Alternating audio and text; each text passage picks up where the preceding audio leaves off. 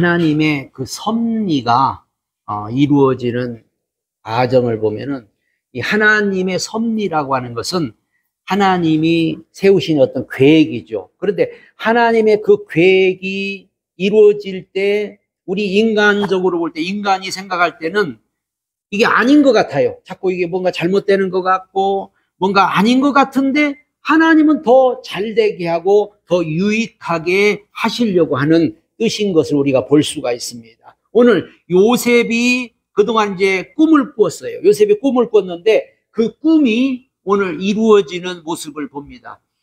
자, 꿈이 이루어지는데 오늘 이 하나님의 섭리가 이루어지는 과정 속에 이 가나안 땅에 지금 기근이 임했다는 거죠. 가나안 땅. 가나안 땅은 하나님의 약속의 땅입니다.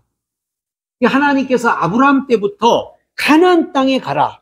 가나안 땅에 있으면 내가 너 지켜주겠다. 가나안 땅에 있으면 내가 너를 책임지겠다. 그래서 이스라엘 백성들은 가나안 땅에 대한 그런 약속이 있거든요. 그러니까 한마디로 이 가나안 땅에 그 기근이 임했다는 것은 한마디로 오늘로 말하면 믿는 자에게 어떤 어려움이 왔다는 것과 같잖아요. 믿는 자에게. 그러니까 우리가 생각하기를 믿는 사람은 하나님이 다 지켜주고 보호해주고 책임져줘가지고 어려움이 없어야 되고 안 믿는 사람은 좀 어려움이 있고 안 믿는 사람은 이래야 되는데 거꾸로 됐죠. 지금 하나님을 잘 믿는 사람에게 어려움이 왔어요. 하나님을 잘 믿는 약속의 자녀에게 어려움이 왔어요. 그러니까는 우리가 생각할 때는 왜 내가 하나님을 잘 믿는데 내가 이렇게 잘 열심히 믿는데 왜 나한테 어려움이 와? 근데 우리가 하나님의 섭리를 보면 하나님은 지금 더 잘되게 하려고 더 유익하게 하려고 이 이스라엘 백성들을 이 애굽으로 인도해서 창세기 15장에 분명히 약속한 대로 4대 만에 돌아오리라고 지금 이들은 한 70명 정도가 이제 이 애굽으로 내려가서 나중에는 200만 명, 한마디로 200만 명이라고 하는 큰 그런 나라의 어떤 민족이 되잖아요. 그러니까 70명이 애굽으로 내려가서 나중에는 이제 한 200만 명이라는 큰 민족을 이루기 위해서 하나님은 이미 이것을 계획했던 거예요. 그렇기 때문에 이 계획을 이루기 위해서 요셉을 먼저 애굽으로 보내고 애굽에서 요셉이 국무총리까지 오르게 되고 그리고 온 세상에 지금 막 흉년이 오게 해가지고 가나안 땅에 있는 이 야곱 가족에게도 어려움이 온 거예요. 먹을 것이 없는 거예요. 그래서 애굽으로 양식을 사러 가도록 하나님이 이렇게 다 섭리해 가는 거를 우리가 보면서 야, 하나님이 하시는 일은 정말로 놀랍고 하나님은 절대로 우리 믿는 사람들을 잘못되게 하지 않고 우리 믿는 사람들을 어렵게 하는 분이 아니고 더 잘되게 하려고 더 유익하게 하려고 하는 거다 하는 걸 우리는 알아야 됩니다. 믿는 사람도 실패도 하죠. 세상 살아가면서 어려움도 오죠. 여러 가지 많은 고난도 오죠. 그러나 그렇다고 해서 하나님이 버린 것도 아니고 그렇다고 해서 하나님이 그 사람에게 어려움을 준 게 아니고 이 어려움을 통해서 더 큰 축복의 세계로 가기 위한 하나님의 계획이었다는 것을 우리는 알 수가 있죠. 그래서 요셉의 형들이 이제 요셉을 지금 찾아왔죠. 양식을 사러 왔잖아요. 응? 양식을 사러. 요셉의 형들은 이복 형들이지만은 요셉을 팔았고 애굽에 팔았고 심지어는 요셉을 죽이려고 했던 죽여버리자고 했고 그래서 이 애굽에다가 요셉을 팔아버렸던 그 형들입니다. 이게 한마디로 어떻게 보면은 인간적으로 보면 원수 같잖아요. 원수 같은데 어떻게 보면은 참 형들을 만났을 때 요셉이 얼마나 참 이 감개무량하겠어요. 그런데 오늘 이 원수 같지만은 요셉은 하나님의 섭리로 받아들이잖아요. 하나님의 섭리로. 응? 그래서 요셉은 지금 이 모든 것들을 얼마나 참 원통해요. 그런데도 하나님의 섭리로 이거를 다 받아들인 거예요. 나중에 이제 형들한테 그랬잖아요. 요셉이 고백하잖아요. 형님들이 나 판 게 아니에요. 막 형님들이 이제 요셉을 알아보고 막 두려워 떠니까 형님들 걱정하지 마세요.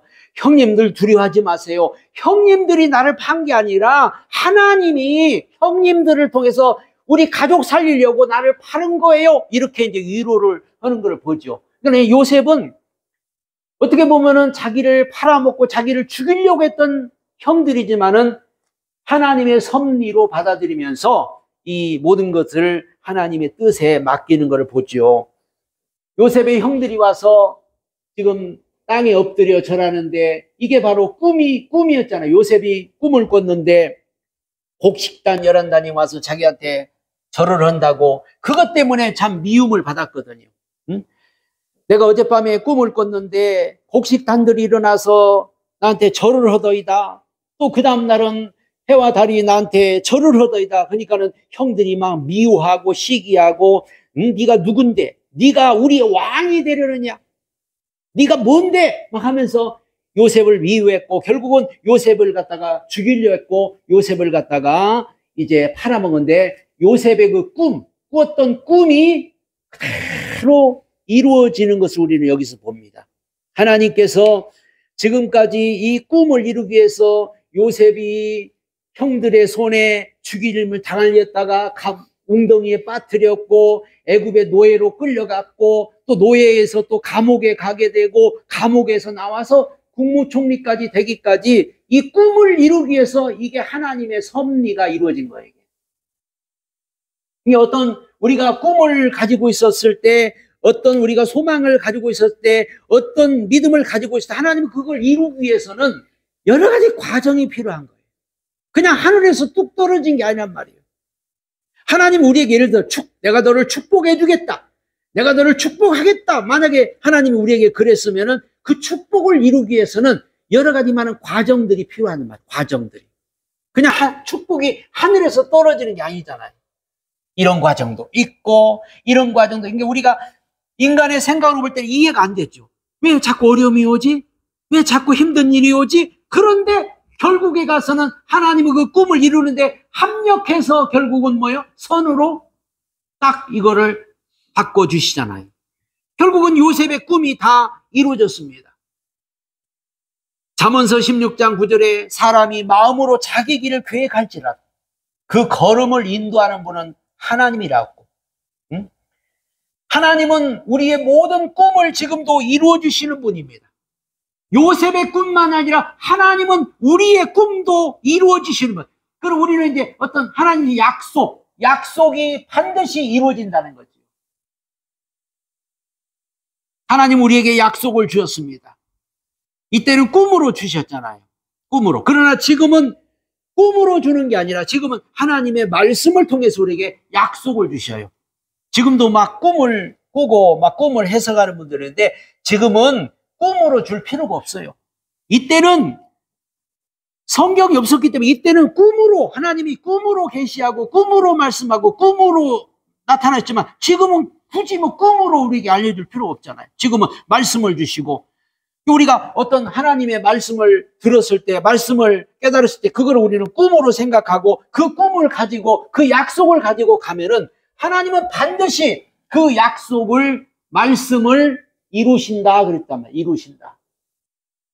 그래서 우리는 늘 하나님의 말씀을 예사롭게 들으면 안 되고 하나님의 말씀을 들을 때 약속으로 받으셔야 되고 그 하나님의 말씀을 들을 때 그걸 꿈으로 받아야 돼요.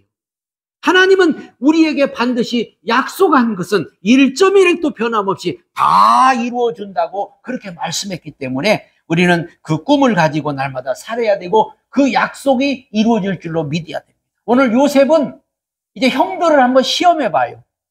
형들이 아직도 옛날에 나를 팔던 그 마음을 가지고 있는가 아니면 형들이 조금 변화가 됐는가 그걸 보기 위해서 진실과 성실에 대한 그런 시험을 먼저 이제 요셉은 해보는 것을 보죠. 그래서 형들이 와가지고 곡식을 사러 와서 절을 하고 할 때 너희들은 정탐이다.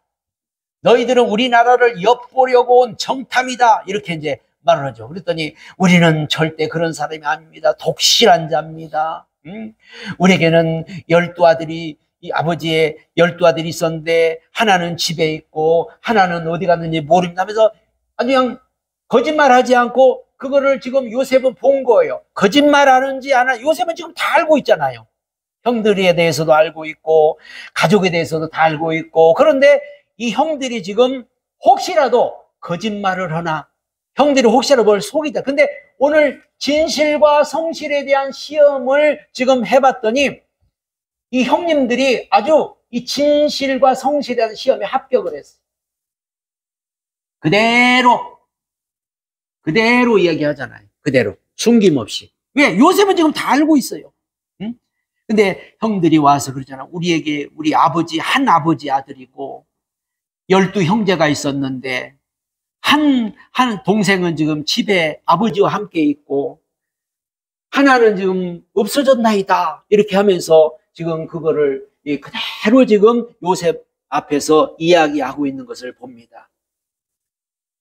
그러니까 이제 요셉이가 그러죠. 응? 나 못 믿겠다. 또 한번 나 못 믿겠다. 너희들이 진짜인지 가짜인지 나 못 믿겠다. 한 사람 남겨두고 너희들 가서 집에 가서 가족들 구하고 내 동생을 데려와라. 이렇게 이제 시험해 보잖아요.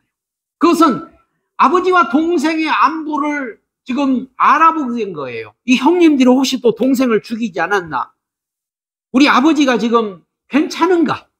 형님들의 그 옛날의 상태를 보면은 동생 없애고도 남을 그런 악한 자였고 나쁜 사람들이었기 때문에 형님과 동생과 아버지가 지금 안전하게 있는가를 시험해 보려고 네 동생을 데려와 봐라. 네 동생을 데려오면 내가 믿겠다 하고서 이렇게 이제 동생의 안부를 알아보려고 동생을 데려오라고 그렇게 말했고, 그 다음에 이 형들의 마음을 좀 알아보려고 계속해서 너희들은 정탐꾼이다 자꾸 그러죠. 너희들은 정탐꾼이다, 이 나라를 엿보려온 정탐꾼이다 하면서 계속 이제 이들을 갖다 몰아붙입니다.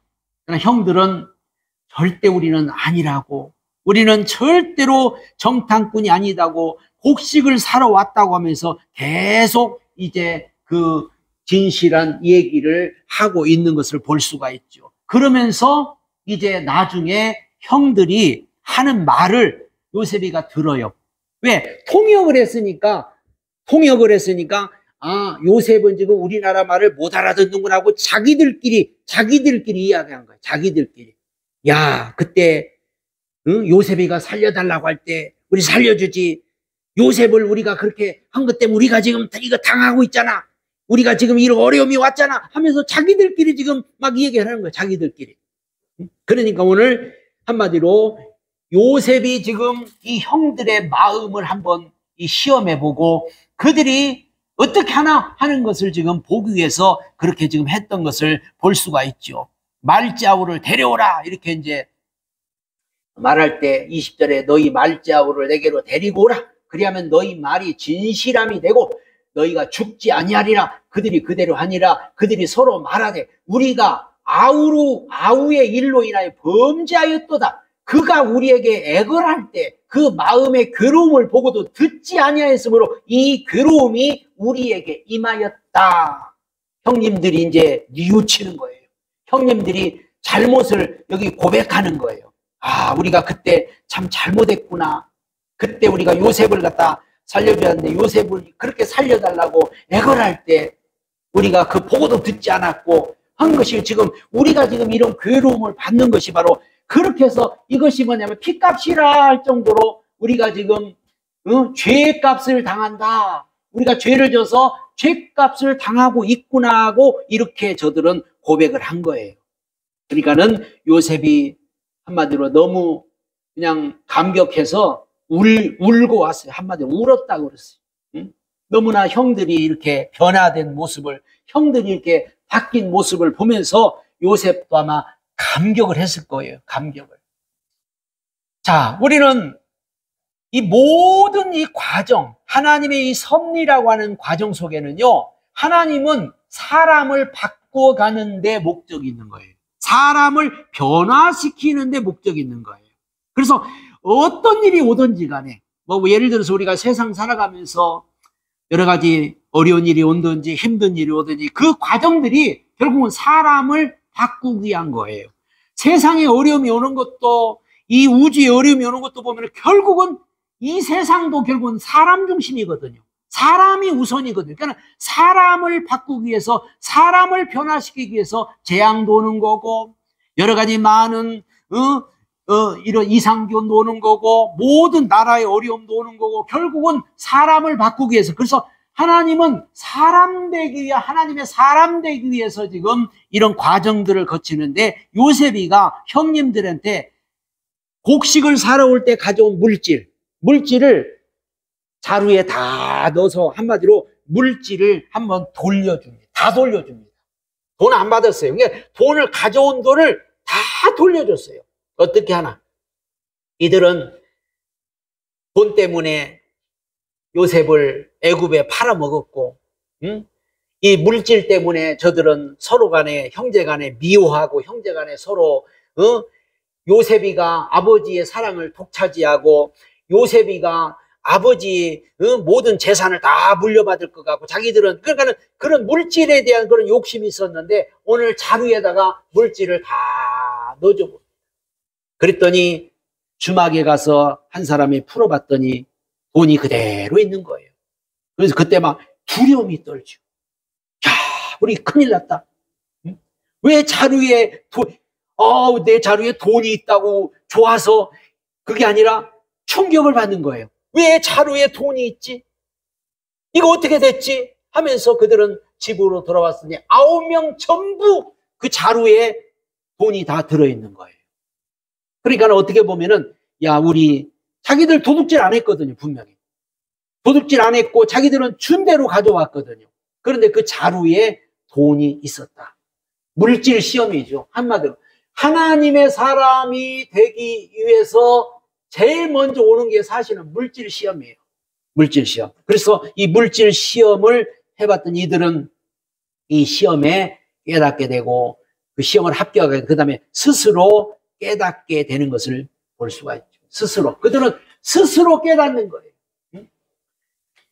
분명 우리가 알아야 할 것은, 하나님은 우리가 스스로 깨닫기를 원하는 거죠. 이들은 지금 스스로 깨달았어. 스스로. 우리가 아우의 일로 범죄했도다 하면서 깨닫고, 저들은 항상 이제 이 스스로 깨닫는 뉘우침이죠. 뉘우침. 우리가 뭘 잘못했구나. 우리가 뭔가 내가 실수했구나. 내가 잘못했구나. 하나님은 이런 과정을 통해서 우리 한 사람 한 사람을 변화시켜가고, 우리 믿는 사람들이 자꾸 바뀌어가는 거예요. 사람이 뉘우침이 없으면 바뀌질 않죠. 어떤 가운데도 뭔가 뉘우치고 반성하고 하는 게 있어야 되는데, 뉘우침도 없고 반성도 없고 없으면 절대 사람은 안 바뀝니다. 그래야 사람은 양심이 있기 때문에. 양심이 죽은 사람은 무감각이죠. 양심이 죽은 사람은 이런 일이 와도 못 깨닫고, 이런 일이 와도 그냥 무덤덤한데 벌써 이 죽었던 양심이 살아난 거예요. 사람은 그 양심이 살아나면 하나님에 대해서 두려움을 느끼게 되고, 어떤 자기가 잘못했을 때 뭔가 그 두려운 마음을 가지고, 뉘우치는 마음을 가지고, 그 다음에 깨닫고 저들이 회개하는 것을 우리는 볼 수가 있죠. 깨닫고 회개를 한단 말이에요. 하나님은 우리가 깨닫고 회개하기를 원합니다. 누구든지 깨닫고 회개만 하면은, 시편 49편 20절에 보니까 깨닫지 못하는 사람은 멸망하는 짐승 같다. 짐승은 못 깨닫지만은 사람은 얼마든지 깨달을 수가 있고, 사람은 뉘우치고 깨닫는다 그 말이죠. 아, 우리가 뭔가 잘못했구나, 우리가 뭔가 실수했구나 하면서 깨닫고 결국은 하나님을 찾고 인정하는 단계까지 가는 거죠. 그래서 그 아버지 앞에 가가지고 이제 아버지 앞에 그대로 또 이 얘기하는 걸 우리가 볼 수 있잖아요. 아버지 앞에 우리가 객점에서 28절에 보니 그가 형제들에게 고하되 내 돈 도로 넣었도다. 보라, 자루 속에 돈이 있다. 그의 혼이 나서 떨며 서로 돌아보며 말하되, 하나님이, 여기 보니까 하나님이 그랬다고 그러잖아요. 이렇게 그들은 하나님을 이제부터는 하나님을 인정하고, 하나님이 하셨다고, 하나님이 왜 우리를 이렇게 시험하셔? 하나님이 왜 이렇게 자루에 돈을 넣어줬어? 전에는 이런 말을 절대 안 했잖아요. 이런 말 할 사람들도 아니죠. 그런데 오늘은 여기 보니까는 달라졌어요. 하나님이 자루에다가 돈을 다시 넣어줬다고 이렇게 고백을 하고 있잖아요. 이게 바로 하나님을 주권을 인정하는 거죠. 우리가 어려운 일이 오든지 힘든 일이 오든지 때로는 여러 가지 고난이 와든지 안 믿는 사람들은 그럴 거예요. 내가 운이 안 좋아서 재수가 없어서 이렇게 말을 할 거예요. 그럼 믿는 사람은 하나님이 왜 나에게 이런 고난을 주셨을까? 하나님이 나에게 왜 이런 어려움을 주셨을까? 하나님이 왜 이렇게 하셨을까? 하나님께로 그거를 가는 거죠. 그래서 하나님으로부터 시작했을 때, 하나님이 나로 하여금 뭔가 깨닫게 하기를 원하는구나. 하나님이 나로 하여금 뭔가 변화받기를 원하는구나. 하나님이 나로 하여금 뭔가 회개하기를 원하는구나. 이렇게 가야 이게 정말 하나님의 사람이 된다는 거죠. 형들이 전에는 전혀 하나님의 사람들이 아니었어요. 전에는 자기 욕심대로 살았고, 자기 생각대로 살았고, 자기 중심으로 살았던 사람들이지만, 이제는 하나님을 두려워할 줄 알고, 이제는 하나님이 왜 이렇게 우리한테 이렇게 하실까? 하면서 저들은 하나님이 하셨다고 그렇게 오늘 고백하고 있는 것을 우리가 볼 때, 정말 이들이 정말 하나님의 사람이 되어져 가는구나. 이게 하나님은 여러 가지 많은 이런 섭리들을 통해서, 이런 어려움을 통해서 결국은 하나님의 사람 되게 하는 게 목적이에요. 우리도 마찬가지예요. 우리도 세상 살아가면서 이런 일도 있고 저런 일도 있고, 그러지만 결국은 하나님의 사람이 되게 하는 게 하나님의 목적이고 하나님의 뜻인 줄로 믿으시 바랍니다. 그러면 정말로 깨닫고 회개한 사람의 반응, 정말 깨닫고 회개한 사람은 어떤 반응을 보이냐? 정직하고 긍휼의 마음을 가지게 됩니다. 정직하고 긍휼의 마음을 가지게 되죠. 그래서 이 아버지에게 돌아와서 이제 이 얘기를 할 때, 아버지에게 돌아와서 얘기할 때, 이 아버지가 혹시라도 충격을 받을까 봐서, 아버지가 요셉이 없어졌다고 했을 때 충격을 받고 그랬는데 이번에도 또 충격을 받으면 어떡하지?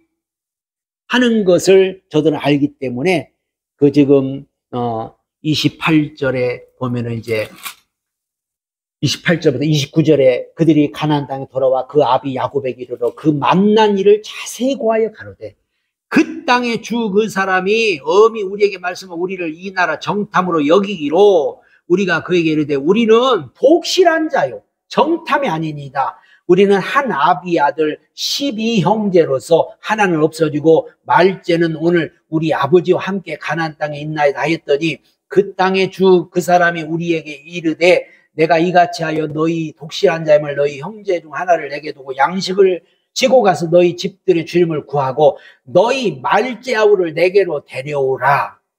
그리하면 너희가 정탐이 아니요 독실한 자임을 내가 알고 너희 형제를 너희에게 돌리리니 너희가 이 나라에서 무역하리라. 이렇게 말해요. 너희가 이 나라에서 무역하리라. 한마디로 동생이 지금 거기 볼모로 잡혀 있습니다. 이렇게 말하지 않고 지금 동생이 잡혀 있고요. 우리 안 데려가면 그 동생은 죽어요. 이렇게 말을 해야 이게 정상인데, 지금 우리가 이렇게 동생 데리고 가면은 그 나라에서 무역을 하게 해준대요 하면서 아버지의 그 마음을 지금 이 형들이 지금 긍휼히 여기는 모습을 우리가 볼 수가 있잖아요. 응? 아버지 충격받을까봐. 야, 요셉도 죽었는데 또 동생 하나 더 죽이면 어떡하냐. 그런 마음을 갖도록 하지 않고 이들은 이 시몬이 구금된 사실을 숨기잖아요. 이게 뭐냐면은 정직하고 긍휼의 마음을 가진 그 깨닫고 회개한 사람의 마음은 바로 이런 마음입니다. 그러니까 우리가 예수 믿고 깨닫고 회개한 사람들의 마음은 늘 모든 걸 정직하고 긍휼의 마음, 다른 사람을 좀 생각할 줄 아는, 다른 사람의 마음을 좀 헤아릴 줄 아는, 다른 사람이 어떻든지 말든지, 다른 사람이 뭐 고통을 당하든지, 다른 사람이 죽든지 말든지 막 이게 아니라 저 사람이 어떻게 될까? 우리 아버지 충격받으면 어떡하지? 우리 아버지 잘못되면 어떡하지? 그래서 이들은 시몬 동생이 지금 볼모로 잡혀 있다는 것을 얘기하지 않고 숨기고 있는 걸 보고, 그 다음에 야곱은 이제 원망의 말을 하잖아요. 응? 야, 요셉도 지금 죽었고, 응? 지금 베냐민 하나 남았는데, 라헬의 소생을 가장 야곱이가 살아있기 때문에 하나 남았는데, 이 동생까지 죽이려고 하느냐, 나로 음부로 내려가게 하느냐 하면서 이 야곱은 원망의 말을 하고 있는 것을 볼 수 있죠. 왜 야곱은 원망의 말을 하냐면은, 정말 이 모든 이런 야곱은 지금 아들들이 지금 없어지는 것, 아들들이 지금 이 둘 다 죽게 생겼다는 하나님의 이 섭리를 아직 모른단 말이게. 하나님의 섭리. 하나님의 섭리를 모르기 때문에, 우리가 하나님의 섭리를 모르면은 원망할 수밖에 없고, 하나님의 섭리를 모르면 우리는 불평할 수밖에 없어요. 그러나 야곱은 지금 하나님의 섭리를 모르니까는 원망하고 막 불평을 하는데, 여기에 이제 루벤이라는 아들이, 아버지, 제 아들 둘을 갖다가 아버지께 맡기겠습니다. 만약에 제가 동생을 데려오지 못하면은 내 아들을 죽이소서. 자기 아들 둘을 죽이라는 거예요. 그 정도까지 이 루벤의 희생과 헌신, 즉 한마디로 깨닫고 회개한 사람의 그 모습은 먼저 나서서 희생과 헌신을 하는 그 모습을 볼 수가 있죠. 그러니까는 이 루벤이 딱 나서가지고 장자답게, 아버지, 제 아들 둘이 있는데 제가 반드시 다 데려오겠습니다. 반드시 베냐민 다시 데려오겠습니다. 그러니까는 만약에 제가 안 데려오면은 제 아들 둘이 있는데 죽여도 괜찮습니다. 아들 둘을 맡기고 한마디로 이런 희생과 헌신의 그 지금 모습을 봅니다. 이건 바로 오늘 변화받은 사람의 모습이죠. 우리 변화받은 사람, 깨닫고 회개한 사람에 있어서 가장 중요한 건 부정적인 생각입니다. 부정적인 생각을 버리는 것이 우리가 깨닫고 회개한 사람이죠. 요셉의 형들은 그동안에는 하나님이 말씀한 거를 하나도 안 들었어요.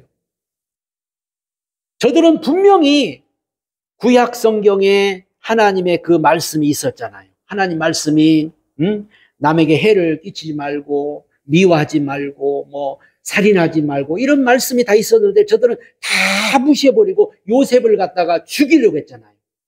요셉을 죽이려고 했고 죽이자고 막 했잖아요. 그리고 애굽에 팔아버렸잖아요. 그리고 양심의 가책이 하나도 없었어요. 아버지한테 가가지고 뭐라고 했어요? 아버지, 오다 봤더니 짐승이 잡아먹었나 봐요 하고 요셉의 그 옷에다가 피를 묻혀가지고 그걸 가지고 가서 아버지한테, 아주 양심의 가책도지, 아버지, 오다 보니까요 요셉의 옷인데요 피가 묻었어요. 짐승이 잡아먹은, 이렇게 아버지한테 얘기했던 형님들입니다. 그런데 오늘 이 형님들이 이 모든 이제 부정적인 생각, 이 모든 거 다 버리고 이제는 하나님의 사람으로 거듭나고 믿음의 사람으로 거듭나고 이제는 양심이 살아나서, 양심이 각성을 해서, 양심이 깨달아지니까 돈을 갖다 넣었는데도 이 돈을 다시 돌려줘야 한다고, 응?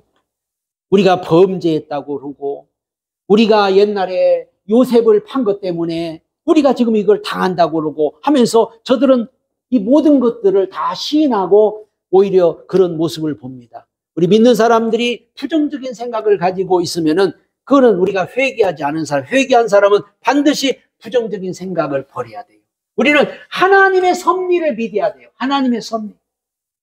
우리는 이 하나님의 섭리라는 것은 인생 새옹지마라고, 새옹지마라는 것은 좋을 때도 있고 나쁠 때도 있고, 살다 보면 좋을 때도 있고 나쁠 때도 있고, 잘 될 때도 있고 안 될 때도 있고, 힘들 때도 있고 또 편안할 때도 있고. 그러나 모든 것들은 나중에 가서, 결론에 가서는 다 좋아지고 결론에 가서는 잘 되는 거예요. 우리 믿는 사람은 절대 부정적인 생각을 하면 안 됩니다. 하나님은 우리 편이시고 하나님은 우리와 함께 계시기 때문에 우리는 잘못될래야 잘못될 수가 없고, 망할래야 망할 수가 없고, 우리는 죽을래야 죽을 수도 없고, 우리는 안 될래야 안 될 수 없는 사람들이 믿는 사람이에요. 그때 우리 믿는 사람들은 무슨 일 있다고 막 두려워하고, 무슨 일 있다고 막 염려하고 불안해하고 그러면 안 돼요. 항상 우리는 부정적인 생각을 버리고 긍정적인 생각, 믿음의 생각, 하나님이 합력하여 선을 이루실 거야. 지금은 내가 어렵고 지금은 내가 힘들지만 하나님은 나를 더 좋게 하실 거야. 나를 더 유익하게 하실 거야. 나에게 더 좋은 길로 인도하실 거야 하는 믿음을 가지고 살아가는 오늘 저와 여러분이 되시기를 예수님의 축복합니다.